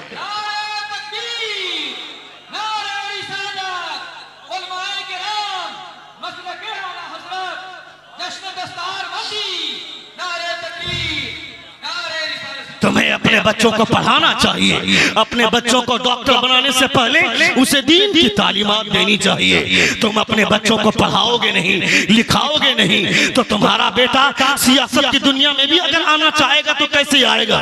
तुम्हारा बेटा पंचर बनाएगा, तुम्हारा बेटा स्कूल में तुम्हारा बेटा जाकर के गाड़ी रिपेयरिंग करना सीखेगा। ये सब करके तुमने अपने बच्चे को जाहिल रख दिया। कोई जरूरी नहीं कि हर बच्चा आलिम दीन बन जाए, कोई जरूरी नहीं इस गाँव का हर आदमी हाफिज कुरान बन जाए, ये भी कोई जरूरी नहीं है कि हर आदमी मुफ्ती बन जाए, मगर आदमी चाह ले तो हर आदमी मसलके आला हज़रत का सिपाही बन सकता है, हर आदमी मुस्तफा जाने रहमत का वफादार बन सकता है, हर आदमी नबी कौनैन का पैरोकार बन सकता है। मैं कहता हूँ तुम अगर अपने बच्चों को पढ़ा लिखा कर भेजोगे, अभी मेरिट लिस्ट निकली जो एसडीओ के रैंक पर झारखंड में जो रिजल्ट बाहर आया है उसमें एसडीओ के रैंक पर 32 मुसलमानों की बहाली हुई है। इसका फायदा तुमको समझ में आ रहा है? तुमको किसने कहा? तेरे हाथ में पावर नहीं है, तेरे हाथ में ताकत नहीं है। ये जो इल्म का पावर होता है, ये जो एजुकेशन का पावर होता है, ये दुनिया में कुर्सी पे बैठने वाले लोग हार सकते हैं, मगर एजुकेशन के पावर को कभी हार नहीं मिलती है। जोर से बोले, जोर से बोले, जोर से बोले, एक बार जोर से अपने दोनों हाथों का फिजा में लहराकर कहें या रसूल अल्लाह, और एक बार कहें या हबीब अल्लाह। पूरी दुनिया तुम्हें पागल बनाने के चक्कर में तुम्हें मार देना चाहती है, तुम्हें दुनिया बर्बाद करना चाहती है, मगर मुस्तफा जाने रहमत तुम्हारी हिफाजत करना चाहते हैं, मगर तुमने मुस्तफा ही को छोड़ दिया। नबी सल्लल्लाहु अलैहि वसल्लम की तालीमात को ही तुमने फरामोश कर दिया। ये जो पागल हो रहे हैं 10 साल में, ये लोग सोचते हैं कि मुक्त भारत, मुसलमान मुक्त भारत बनाना है हमको। इनको तो समझ में ही नहीं आता है कि मुसलमान को मार देने से इस्लाम मर जाएगा क्या? मुसलमानों को मिटा देने से इस्लाम मिट जाएगा क्या? इस्लाम की फितरत में कुदरत ने लचक दी है, जितना ही दबाओगे उतना ही ये उभरेगा। इस्लाम तेरी नब्ज में डूबेगी हश्र तक, तेरी रगों में खून रवा 4 यार का कि तुम दुनिया के तमाम मुसलमानों को मार दो मगर मेरा खुदा बाकी रहेगा, खुदा का दीन बाकी रहेगा। इन्ना नहनु नज़्ज़लना ज़िक्र व इन्ना लहु लहाफ़िज़ून। तुम्हें तो समझ में ही नहीं आएगा दुनिया कैसे कायम है। इस दुनिया में अल्लाह रब्बुल इज़्ज़त का दीन बाकी रहने वाला है मगर तुम सिर्फ जलसों में बैठ करके नारा लगाओगे। जलसों में बैठ कर नारा लगाना अलग बात होती है मगर अपने भांजे को मैदान में कटवा कर, अपने भतीजे को कटवा कर, अपने भाई की लाश तड़पते हुए देखकर इस्लाम जिंदाबाद का नारा लगाना अलग बात होती है। तुम मेरे पास तो बनी बनाई बिरयानी आ गई है, तुम बनी बनाई बिरयानी खा रहे हो। मेरा बाप अब्दुल जब्बार था, मेरा नाम अब्दुल गफूर पड़ गया। मेरे बाप का नाम अब्दुल रहीम था, मेरा नाम अब्दुल रहमान पड़ गया। मेरा बेटा खड़ा खड़ा कुत्तों की तरह पेशाब करता है, मेरा बेटा जुआ के अड्डों पे बैठता है, मेरा बेटा ताश के पत्ते बिखेरता है, मेरा बेटा पबजी खेलता है, मेरा बेटा कैरम बोर्ड खेलता है। तो जलील तुम नहीं होगे तो कौन होगा? यहाँ बैठकर खोखले नारे, यहाँ बैठकर झूठे नारे। मगर जब पूछा जाता है इस्लाम की तालीमात है क्या तुम्हारे पास? एक सहाबी रसूल खाना खाने के लिए बैठे हुए, कद्दू शरीफ का सालन बना हुआ है, कद्दू खा रहे हैं, तेजी के साथ जबान चला रहे हैं, कद्दू खा रहे हैं। खाते खाते आपने कहा मुझे कद्दू बहुत पसंद है इसलिए कि हुजूर को ये सब्जी बहुत ज्यादा पसंद थी। जोर से बोलिए। मुझे कद्दू शरीफ बहुत ज्यादा पसंद है इसलिए कि ये सब्जी हुजूर को बहुत ज्यादा पसंद थी। उनका बेटा बोलता है मगर मुझे कद्दू पसंद नहीं है। इतना सुनना था, तलवार लेकर अपने बेटे को दौड़ाने लगे। वो सहाबी रसूल तलवार लेकर दौड़ने लगे, बेटा हाथ नहीं लगा। पूरी जिंदगी अपने बेटे का चेहरा नहीं देखा, पूरी जिंदगी अपने बेटे से बात नहीं की। जब इस दुनिया से जाने लगे, चाकनी का आलम है, नज़ा की हालत है, बेटा आकर के सामने खड़ा है। बेटे ने कहा अब्बा जान अब तो दुनिया से जा रहे हैं, अब तो मेरा चेहरा देखकर दो जुमला बात कर लीजिए। बाप बोलता है तेरा चेहरा देख करके जाऊंगा तो मुस्तफा का चेहरा कैसे देखूंगा? मैं तुझसे बात कर लूंगा तो मुस्तफा से कैसे बात कर लूंगा? जालिमों, बैठ करके झूठे नारे लगाना यह आसान काम है। तुम्हें तुम्हारा बेटा खड़ा होकर पेशाब करता है, तुम्हें फिर भी प्यार आता है। तुम्हारा बेटा रात में यूट्यूब में गंदी फिल्में देखता है, फिर भी तुम्हें बेटे से प्यार है। तुम्हारा बेटा आवारागर्दी करता है, फिर भी तुम्हें बेटे से प्यार है। इसका मतलब है तेरे सीने में जो प्यार होना चाहिए था हकीकी, वो प्यार है ही नहीं। यहाँ बैठकर खोखले नारे लगाना अलग बात होती है मगर मैदान कारज़ार में मुस्तफा की नाम पर जान कुर्बान करने वाला जिगर होना चाहिए। हज़रत हंज़ला रज़ियल्लाहु ताला अन्हु अपनी बीवी के साथ शब ज़ुफ़ाफ़ में है। दो रूहें कुर्ब की मंजिलों से हमकिनार होने वाली है, दो रूहों का इत्तिसाल होने वाला है, दो जिस्म का मिलन होने वाला है। अचानक ढिंढोरची की आवाज आई, क़ाल क़ाल रसूलुल्लाह सल्लल्लाहु अलैहि वसल्लम या अय्युहल मुमिनून इज़हबू इलल जिहाद। हज़रत हंज़ला बिस्तर से उठ गए, कहा सुनो मेरी शरीके हयात। सुन रहे सुन रहे कितने लोग सुन रहे? हाथ उठाकर कहें या रसूल अल्लाह। हज़रत हंज़ला बिस्तर से उठे, कहा सुनो मेरी शरीके हयात। अल्लाह रब्बुल इज़्ज़त के प्यारे रसूल की आवाज सुनने के बाद एक मोमिन का बिस्तर पे पड़ा रह जाना उसकी गैरत मर्दानगी के खिलाफ है। अगर चाहो तो अभी तलाक ले लो वरना खुदा की मर्जी पर कायम रहो। बीवी का जवाब सुनो, तुम्हारी बीवी होती तो मुझे चूड़ियां लाकर कौन देगा, मुझे साड़ी लाकर के कौन देगा? बहन होती तो मेरे लिए जोड़े लाकर के कौन देगा? मगर वो कल की बीवी थी ना, बीवी बोलती मेरे सरकार दुनिया की जिंदगी फानी है, इसमें हिस्सेदार बना लिया, उक़बा की जिंदगी जावेदानी है, इससे अलग करते हैं। ये मेरे लिए फख्र की बात नहीं है क्या? अगर जिंदा लौटे तो गाजी की बीवी, अगर शहीद हो गए तो शहीद की बेवा कहकर पुकारी जाऊंगी। जिंदा लौटे तो गाजी की बीवी और अगर मारे गए तो शहीद की बेवा कहकर पुकारी जाऊंगी। ये इस्लाम का नारा लगाना, इस्लाम का नारा लगाने से मैं लगाने की पाबंदी नहीं लगा रहा हूँ, मैं इस्लाम का नारा लगना चाहिए, अपने बुजुर्गों के नाम का नारा लगना चाहिए मगर उस नारे के पीछे अपने आमाल को भी दुरुस्त करना चाहिए, अपने कैरेक्टर को भी दुरुस्त करना चाहिए। अपने बच्चों को पढ़ाओ, आलिम दीन बनाओ। तुम्हारा बच्चा अगर आलिम दीन बनेगा और कल अगर वो सियासत की दुनिया में कदम रखेगा, सुन रहे और 5-7 मिनट सुनेंगे, कितने लोग सुनेंगे? जरा हाथ उठाकर कहें या रसूल अल्लाह, और एक बार कहें या हबीब अल्लाह। 1 घंटे की तकरीर मेरी हो गई और 5 से 7 मिनट के अंदर मैं अपनी गुफ्तगू खत्म कर रहा हूँ। एक बार और कहें या रसूल अल्लाह, और एक बार कहें या हबीब अल्लाह। अल्लाह रब्बुल इज्जत का लाख लाख शुक्र और एहसान है कि आप नबी कौनैन सल्लल्लाहु अलैहि वसल्लम की महफिल में बैठकर मुस्तफ़ा जान रहमत सल्लल्लाहु तआला अलैहि वसल्लम की तालीमात को मुलाहिदा कर रहे हैं। अपने बच्चों को वो तालीम भी दो जिस तालीम के जरिए दूसरों के परख से उड़ाया जा सके, और वो तालीम भी दो जिस तालीम के जरिए आदमी अपनी आखिरत को संवार सके, अपनी आखिरत को संवार सके।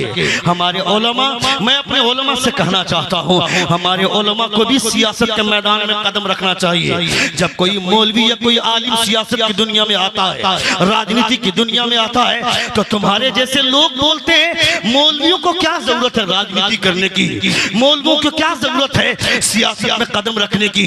सियासत तुम करोगे, खड़े होकर के पेशाब करने वाले लोगों को क्या मालूम कि सियासत किसे बोलते हैं, राजनीति कैसे किसे बोलते हैं। जब से हमारे उलमा ने राजनीति का मैदान छोड़ा है, तब से यह राजनीति और सियासत रखेल बन करके रह गई, किसी की नाजायज औलाद बन करके रह गई। मैं कहता हूँ एक मौलवी नहीं, मौलवियों के साथ बैठने वाला वो इलाहा हैदराबाद का शेर असदुद्दीन ओवैसी 350 MP पर भारी होता है। अगर 15 मौलाना पार्लियामेंट में चले गए तो सोचो कैसा तूफान उठेगा। 15 मौलाना अगर पार्लियामेंट में चले गए तो कैसा तूफान उठेगा।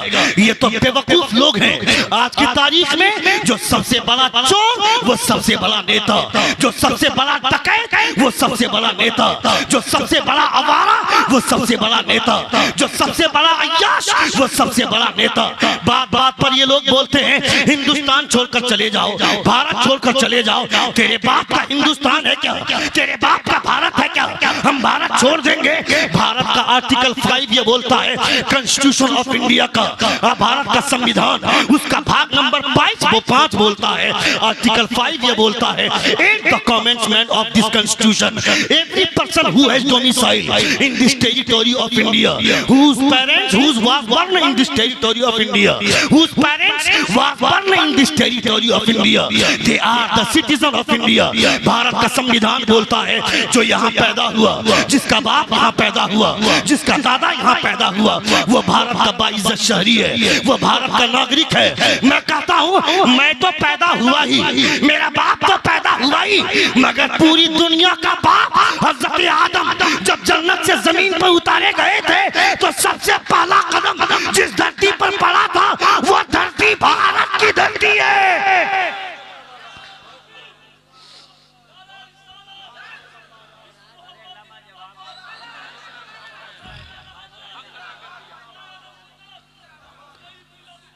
मेरी वफाओं का मुझसे सबूत मत मांगो, वतन से प्यार का जज्बा तो मेरे दीन में है। अटूट रिश्ता है मेरा वतन की मिट्टी से, मेरे बुजुर्गों की खुशबू इसी जमीन में है। ये हमारा हिंदुस्तान है, ये हमारा भारत है। हमें पाकिस्तान से कोई लेना देना नहीं है, हम पाकिस्तान को नहीं चाहते। हम हिंदुस्तानी अगर एक एक लोटा पानी बहा देंगे तो पाकिस्तान नक्शे से मिट जाएगा, पाकिस्तान की कोई हैसियत नहीं रहेगी।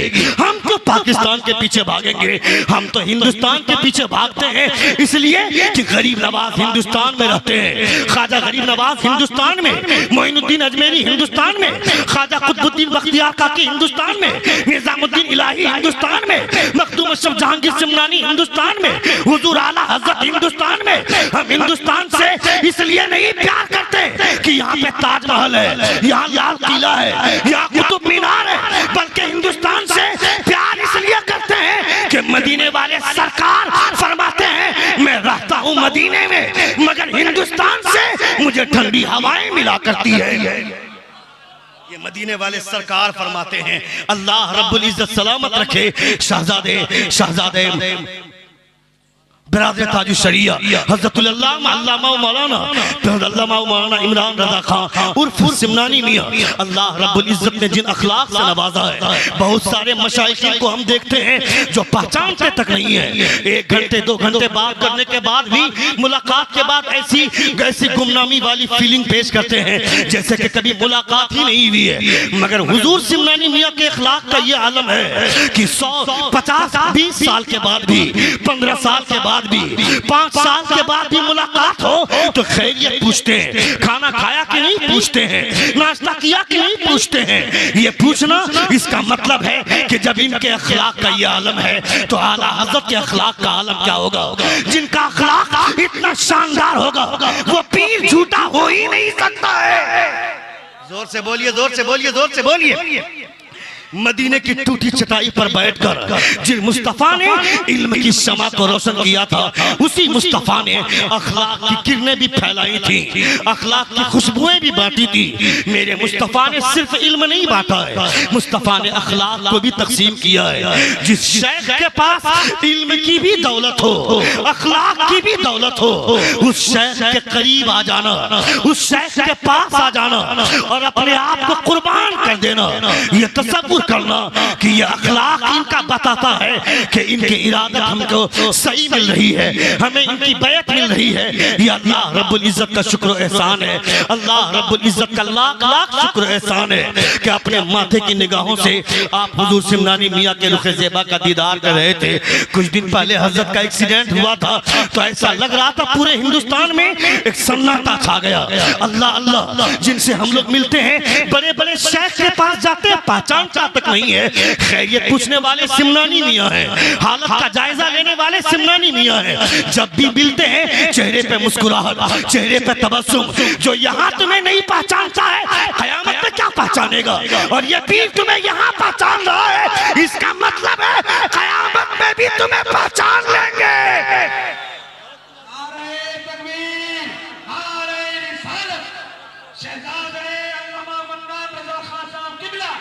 हुजूर सिमनानी मियां किल्ला।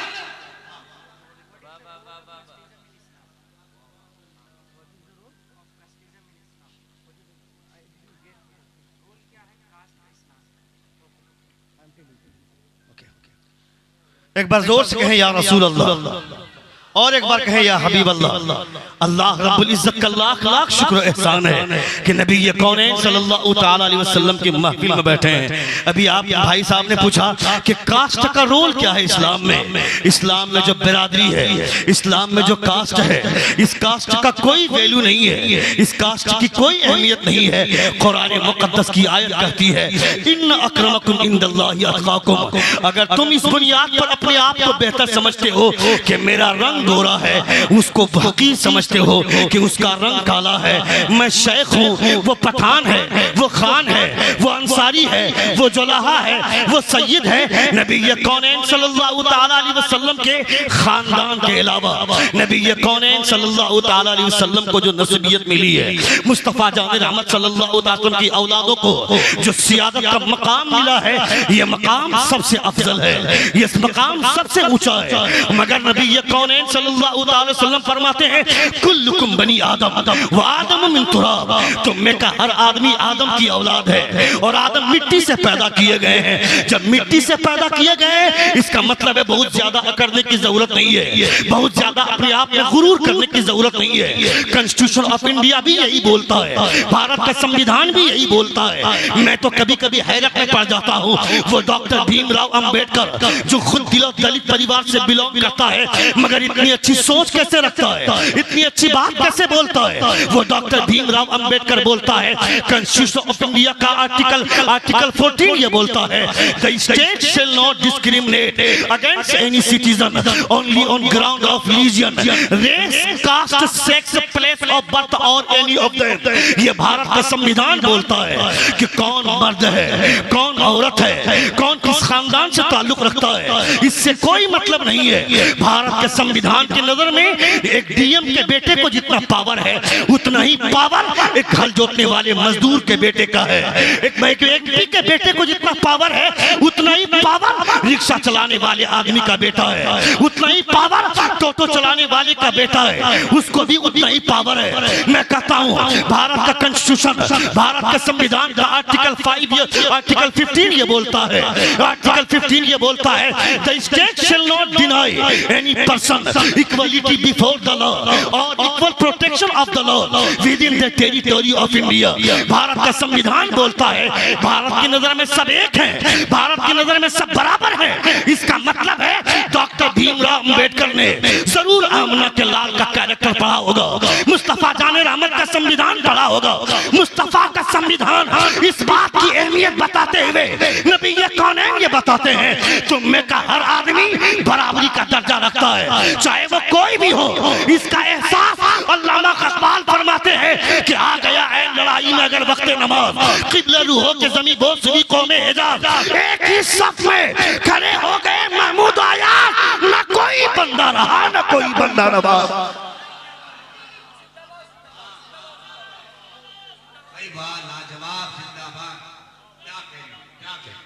ये इस्लाम की तालीमात है, ये मेरे पैगंबर की तालीमात है। मेरे पैगंबर की तालीमात कभी ऊंच नीच को नहीं दिखाती है।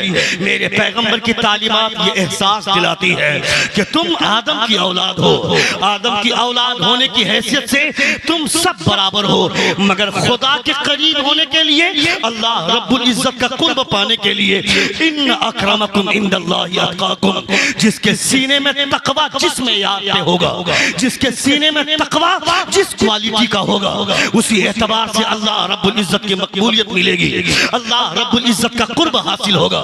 नबी ये कौनैन सल्लल्लाहु अलैहि वसल्लम ने हजरत सिद्दीक़ अकबर को जो इतना बड़ा मकाम अता फरमाया है, अंसारी होने की बुनियाद पर, अंसारी होने की बुनियाद पर या शेख होने की बुनियाद पर, पठान होने की बुनियाद पर नहीं, नहीं। हजरत सिद्दीक़ अकबर का जो कलेजा था ये कलेजा किसी के पास नहीं था। हजरत सिद्दीक़ अकबर रज़ियल्लाहु ताला अन्हु का जो एहसास था ये एहसास किसी के पास नहीं था। नबी ये कौनैन सल्लल्लाहु अलैहि वसल्लम हिजरत के रात को निकले हैं, सिद्दीक़ अकबर रास्ते में मिले हैं। अचानक मुस्तफा ने कहा सिद्दीक़ अकबर चलो चलते हैं। उमर फारूक सोचते हैं मुझे साथ लेकर नहीं गए, उस्मान गनी सोचते हैं नबी मुझे साथ लेकर के नहीं गए, सारे सहाबा सोचते हैं मुझे साथ लेकर क्यों नहीं गए मुस्तफा। सिद्दीक़ अकबर को नबी ये कौनैन फरमाते हैं, नबी ये सिद्दीक़ तुम कैसे रात में जागे हुए थे, मैं तुझे लेकर के जाने लगा। सिद्दीक़ फरमाते हैं ए अल्लाह के रसूल, जिस दिन आपने कहा था मुझे हिजरत करनी होगी उस दिन से एक रात भी मैं सोया नहीं हूँ, मैं दरवाजे पे इंतजार करता था कब मुस्तफा निकलेंगे, मुझे साथ चलना होगा। सिद्दीक़ अकबर का इश्क दुनिया के तमाम सहाबा का इश्क एक तरफ और सिद्दीक़ अकबर का इश्क एक तरफ। जोर से बोलिए, जोर से बोलिए, जोर से बोलिए। नबी ये कौनैन सल्लल्लाहु ताला अलैहि वसल्लम की तालीमात, constitution of India is the best among all constitution of the world. World के तमाम संविधानों में सबसे अच्छा संविधान भारत का संविधान है। मगर एक मोमिन होने के नाते तुम्हें ये फख्र से बोलना चाहिए कि मीसाक़े मदीना से बेहतर, constitution of our prophet Mustafa जान रहमत के संविधान से बेहतर दुनिया का कोई संविधान नहीं है, दुनिया का कोई कानून नहीं है। एक झलक पेश करता हूं, तकरीर खत्म कर रहा हूं, एक बार जोर से कहें या रसूल अल्लाह। हजरत उमर फारूक, ये हिंदुस्तान है ना, हिंदुस्तान के संविधान पर लोगों को बहुत ज्यादा नाज है, हमें भी नाज है भारत के कॉन्स्टिट्यूशन पर, जितना उन्हें नाज है उतना हमें भी नाज है। मगर यहाँ अदालतें बिकती हैं, यहाँ वकील बिकता है, यहाँ जज बिकता है। हजरत उमर फारूक रज़ियल्लाहु ताला अन्हु अमीरुल मोमिनीन है, जुमे की नमाज में आने में थोड़ी सी ताखीर हो गई। आज तो आदमी प्रधानमंत्री के खिलाफ नहीं बोल सकता है, किसी स्टेट के सीएम के खिलाफ नहीं बोल सकता है, अपने गांव के मुखिया के खिलाफ नहीं बोल सकता है, अपने गांव के वार्ड के खिलाफ नहीं बोल सकता है। ये हालत है हिंदुस्तान की, ये हालत है भारत की। हजरत उमर फारूक जिसके नाम से रूम कांपता है, जिसके नाम से ईरान थरथराता है, वो उमर अमीरुल मोमिनीन है, दोवें खलीफा है। हजरत उमर फारूक मस्जिद आ रहे हैं, हजरत अय्यूब अंसारी रज़ियल्लाहु ताला अन्हु मस्जिद के दरवाजे पर खड़े हैं। सुनिएगा, हजरत अय्यूब अंसारी दरवाजे पर खड़े हैं, 5 मिनट लेट आए उमर फारूक। उमर फारूक जैसे ही तशरीफ लाए, अय्यूब अंसारी फरमाते उमर ये मदीने वाले तेरे गुलाम नहीं है, खुदा ने तुम्हें दूसरा खलीफे का दर्जा दिया है। इसका ये मतलब नहीं है कि मदीने वालों को तुम इंतजार करवाओ, ये कौम तेरी गुलाम नहीं है, ये मदीने वाले की गुलाम है। जोर से बोलिए, जोर से बोलिए। ये तुम्हारी गुलाम नहीं है, ये मदीने वाली की गुलामी करती है। हजरत उमर फरमाते हैं हजरत अय्यूब अंसारी से, मेरे पास एक ही जुब्बा था, उसको धो करके सुखा रहा था, उसके सूखने में ताखीर हो गई, इसलिए 5 मिनट लेट आ गया। ऐसा था मेरा खलीफा, ऐसा था मेरा बादशाह। तुम्हारे बादशाह जो बादशाह पर गुर्राते हैं, इतराते हैं। आज से 1400 बरस पहले जब ईरान से कुछ लोग आए थे कि चलो मदीने का सुल्तान देखेंगे, मदीने का बादशाह कैसा होता है उसे देखेंगे, मदीना पहुंचे थे, लोगों से आकर के कहा था कहाँ है तुम्हारा सुल्तान? कहा सुनो, यहाँ कोई सुल्तान बुल्तान नहीं है, यहाँ मुस्तफा का नौकर रहता है, यहाँ मुस्तफा का गुलाम रहता है। कहा उसका महल कहाँ है? कहा महल, यहाँ बादशाह के लिए महल नहीं होता है। महल देखना चाहते हो, कहाँ मिलेंगे? कहा चलो मिलाता हूँ। जब गए तो हजरत उमर फारूक एक खजूर के दरख्त के नीचे एक ईंट का तकिया बनाकर जमीन पर सो रहे हैं। लोग देखते हैं तो हैरान पड़ जाते हैं, या अल्लाह, ये अमीरुल मोमिनीन है, ये उमर फारूक है।